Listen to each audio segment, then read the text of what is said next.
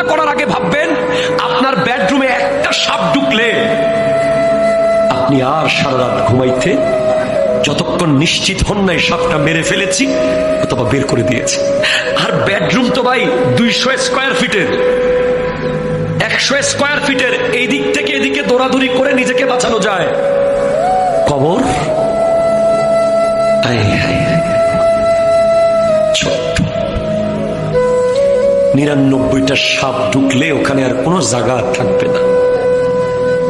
মুখ দিয়ে ঢুকে যাবে, পেট দিয়ে বের হবে, পেট দিয়ে ঢুকে যাবে, নাক দিয়ে বের হবে।